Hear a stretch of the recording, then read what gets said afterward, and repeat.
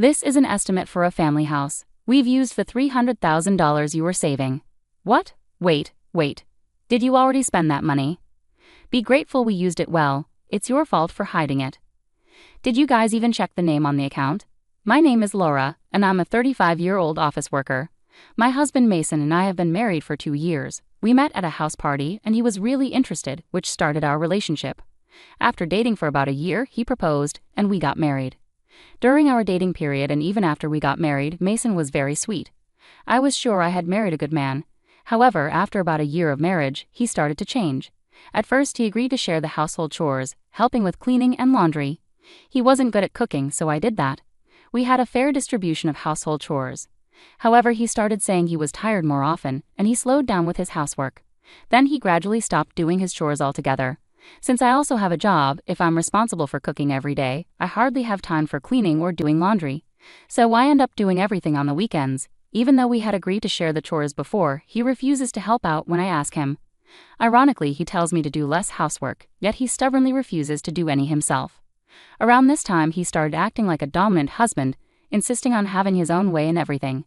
His selfish words and actions started to wear me down mentally. Another person who bothers me is my mother-in-law. She has a knack for showing up unannounced at our house, perfectly timed for when I get home. I haven't even prepared the food, and the room isn't properly tidied up. It's really troublesome because she comes over in this state and then walks around the house criticizing me. What's this? How messy. How much are you slacking off in housework? I can't believe you're making Mason live in such a dirty room. You're a failure as a wife. It's really hard being nagged at by my mother-in-law when I come home tired from work. Cleaning and doing laundry are supposed to be Mason's responsibilities. Even when I try to explain the situation, she doesn't listen at all. What are you saying? My son is working, isn't he? He shouldn't have to do housework. Well, I also work. It's different for you who works half-heartedly. Mason works hard, battling the harsh waves of society. I work really hard too, but no matter what I say, it doesn't seem to get through to her. She was never a reasonable person to talk to in the first place. Anyway, what are you making for dinner today? You have to make sure Mason gets proper nutrition. Well, today I'm making fried chicken, salad, and some soup. That's not enough. Make 2 more dishes. I can't really make that much more after coming home from work.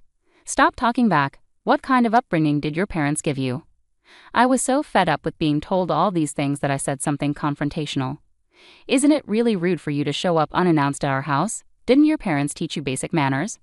My mother-in-law's eyes widened with anger. What? Who do you think you are?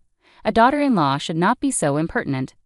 At that moment, when my mother-in-law was screaming, Mason came home. Hi, Mom. I didn't know you were here. Welcome back, Mason. Listen to this. Laura was so mean to me, she really hurt my feelings, my mother-in-law said, pretending to cry. My husband, taking her words seriously, glared at me angrily. Hey, what's going on, Laura? It's not okay to hurt my mom. Wait a minute. She hurt me first, okay? I just stood up for myself. Then my mother-in-law, acting innocent, started crying dramatically. I stayed silent. I was just trying to give Laura some advice about housework, but she got upset and became angry. What? Laura, why are you reacting like this? Wait, are you just going to believe everything she says? There's no way my mom would lie. It's wrong of you to treat her badly when I'm not around. I didn't think you were that kind of person. My husband completely sided with my mother-in-law and wouldn't listen to me at all. As a consequence, you're not eating dinner tonight. Give the food over there to Mom. What? That's not fair. If you get it, either go to your room or leave the house. Mom probably doesn't want to be around you. With those words from my husband, I had no choice but to leave the house. Despite being exhausted, I managed to prepare dinner, but why should I endure such treatment? Feeling deeply upset, I decided to pass the time at a nearby diner. I didn't want to face my mother-in-law, so I stayed there for about 2 hours and returned home late at night. She had already left, which was a relief, but my husband had a lot to say. I'm still not forgiving you. My mom was really upset. She came here to check on us. Feeling like it was pointless to argue with my husband, I reluctantly apologized just to keep the peace. Seeing me comply made him satisfied. Since then, my mother-in-law started dropping by unannounced, criticizing my chores here and there. When my husband came home, she'd say things like, I want to have dinner alone with Mason, and either send me away or they'd go out without touching the food I cooked. My husband always took her side, and a pattern formed where my mother-in-law would start arguments with me for no reason, and I'd end up getting scolded by him. It became so draining and tough on me mentally that I decided to talk to my father-in-law about it. He looked genuinely sorry because he had no idea my mother-in-law was visiting our house so often. I'm really sorry, I didn't know because she always said she was going out to eat with her friends. No, it's not your fault. I've been giving her money for meals because she says it's hard for her to socialize with friends. Didn't you know about this? I had no idea. I see. I'm really sorry. My father-in-law apologized to me several times. I felt relieved because he promised to talk sternly to my mother-in-law. However, just as I started to feel some relief, my mother-in-law visited our house again and started complaining to me. You're really cowardly, going behind my back to tell my husband about me. I'm just coming to check on you and Mason. It's really disappointing. She said those things angrily, but I couldn't take it anymore. I heard you've been receiving money from father-in-law every time you visit our house. He said it's for meal expenses, but why haven't we seen any of that money? Are you keeping it all for yourself? Tootie, what are you saying? That sounds awful. I use that money to treat Mason when we eat out. But father-in-law said he gives it to you each time. You've eaten at our place several times too, haven't you? What if he knew you were keeping most of it? You're such a troublesome daughter-in-law. Are you trying to make things difficult for me? I'm the one who's troubled here. Please don't come over so often. Shut up. I'm just visiting my son's house. I'm not here to see you. With that, my mother-in-law flopped down onto the sofa.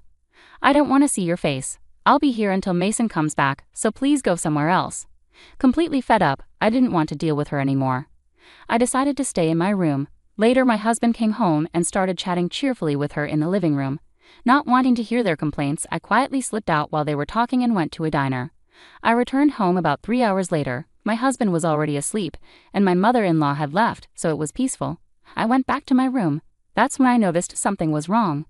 I checked my closet and realized my favorite branded purse was missing.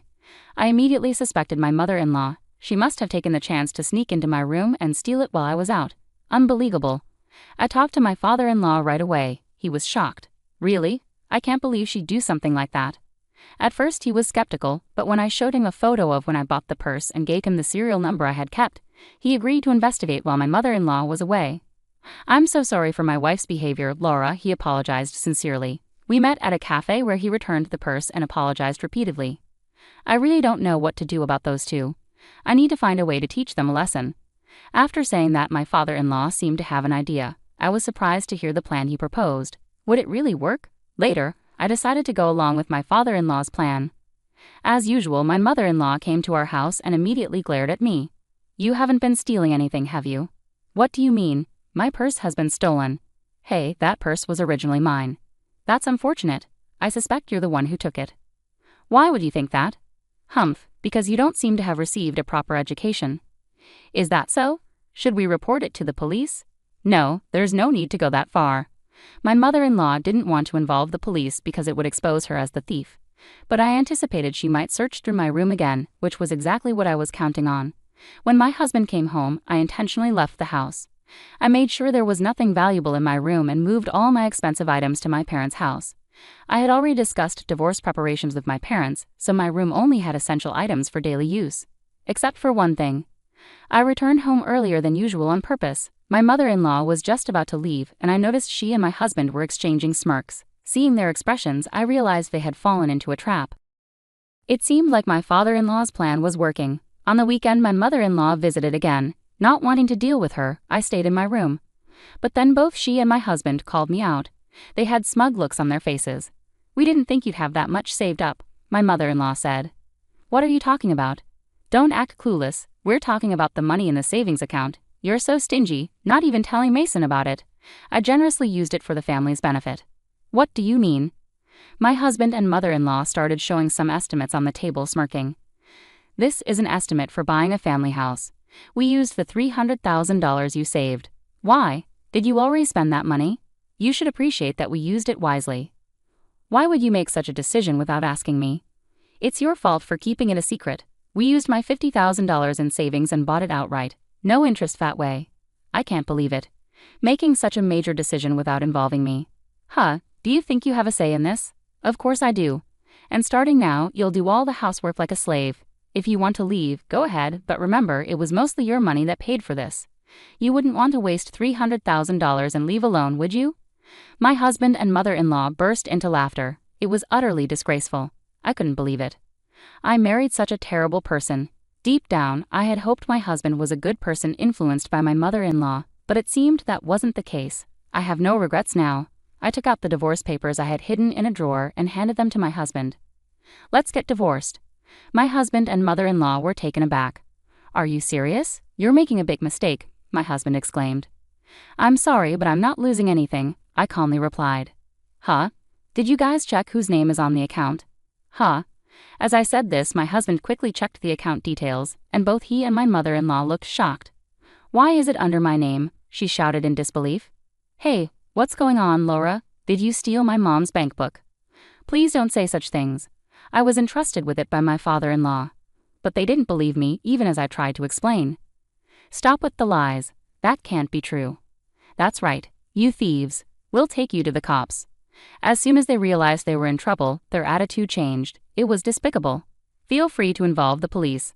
I'll show them the footage from the security cameras I installed in my room. It clearly captures both of you breaking into my safe and taking things." They paled at my words. "But you're also guilty of taking my mom's bank book." "That's right. You're going down with us." As they shouted accusations, my father-in-law arrived. When my husband called me into the living room, I had texted my father-in-law. "Dad, listen. Laura stole my mom's bank book. She's a thief," my husband yelled. "Quiet, both of you. Shut up." His stern voice silenced my husband and mother-in-law. "I entrusted your bank book to Laura." "Why? Why would you do such a thing?" my mother-in-law asked in disbelief. "Because you and our son were causing her distress. Not only were you bullying her, but you even stooped so low as to steal her purse. It's shameful," my father-in-law replied firmly. "What? What are you talking about?" she exclaimed, trying to deny it. "Pretending not to know won't work. I returned that purse to Laura," my father-in-law stated, revealing everything to her. My mother-in-law was visibly shocked, realizing that her actions had been exposed to my father-in-law. "But why would you trust the bank book to Laura?" she asked, bewildered. "If you're the kind of person who would thoughtlessly steal your daughter-in-law's purse, then you would definitely try to access a safe if you found one. It was a test I set to see your true intentions. I never expected you to go as far as buying a whole house," my father-in-law explained, sounding astonished. "I transferred that $300,000 to you because I intended it to be part of our divorce settlement," he continued, his tone cold. "Knowing your spending habits, I was concerned you would waste it, so I even considered having Laura safeguard it until everything was finalized." My mother-in-law went pale, realizing the implications of his words. "What? Divorce? I've had enough. You've gone too far. From now on you can live however you want on your own." Wait a moment. That means I've used up all the money you gave me in the divorce settlement." "That's right, but you brought this upon yourself. I've divided our assets as agreed. I won't give you another penny." "But what will I do if I'm left with nothing after the divorce?" "You still have the house, so you'll manage," he replied coldly, ignoring her pleas and handing her the divorce papers. My husband stood there in shock, mouth agape. I handed him the divorce papers as well. "Why are you hesitating? Fill it out quickly." "Is this really happening? Are we getting divorced too?" "Absolutely. And just so you know, I will be making claims against you." "What?" "I've been recording the numerous verbal abuses you and your mom have directed at me. I consulted with a lawyer, and it turns out I can claim damages for emotional distress due to your harassment." "No way. Also, I know about your affair." "What?" "I've received evidence photos from a detective agency, so I'll also be claiming damages for your infidelity. The lawyer says it should amount to about $50,000 from you." "But hold on, I don't have any savings left because I used $50,000 to buy a house." "We can arrange for installment payments, so that should work out, right?" And so my divorce from my husband was settled smoothly with the help of my lawyer. I successfully received damages as compensation. It turned out my father-in-law also parted ways with my mother-in-law. My husband and mother-in-law had hastily used what they mistakenly believed was my money to build a house, depleting all their savings. They considered selling the house later on, but its value had dropped significantly, leading to a substantial loss if they were to sell it. My mother-in-law, not yet eligible for retirement benefits, had to take up part-time work to make ends meet despite living in a grand house. My ex-husband faced a pay cut and was transferred to a rural area after his affair was exposed at work. Despite finally purchasing a home, he now lives in a modest company apartment and pays damages. Meanwhile, I have financial stability thanks to the savings I diligently accumulated since my single days. I'm considering continuing to save and exploring investment opportunities to grow my wealth further. At the moment, I'm content without being in a romantic relationship and focused on my own financial independence and well-being.